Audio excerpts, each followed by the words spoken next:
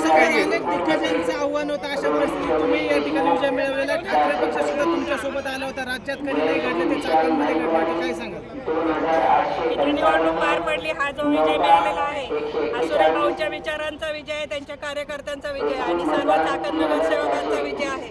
लोकनियुक्त म्हणजे काय हे चाकण नगरवासियांनी आज या निवडणुकीमार्फत दाखवून दिलेलं आहे. त्यामुळे मी सर्वांचे मनापासून आभार मानते आणि सर्व विजयी उमेदवारांचे आभार मानते. सर्वांना बरोबर घेऊन आणि सुरेश भाऊंच्या विचारांचा वारसा पुढे घेऊन आम्ही हा चाकणची नगर परिषद कारभार व्यवस्थित पुढील 5 वर्ष ज्याप्रमाणे आम्ही निवडणुकीत जो अजेंडा घेऊन उतरलो होतो की चाकणचा सर्वांगीण विकास, त्यानुसारच आम्ही 5 वर्ष त्याच विचारावर ठाम राहून आम्ही काम करणार आहोत. चाकणमध्ये सर्वात महत्त्वाचं म्हणजे जे राज्यात घडलं नाही ते या चाकणमध्ये घडलं होतं.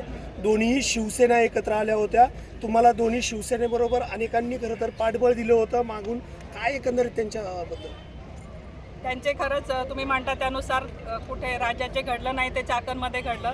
नगराध्यक्षपदासाठी उभाटा गटाच्या शिवसेनेने आणि शिंदे साहेबांची शिवसेना हे दोन्ही एकत्र काम करून त्यांनी आपल्याला जाहीर पाठिंबा दिला. त्यांच्यामुळे ही निवडणूक खरंच सुकर झाली.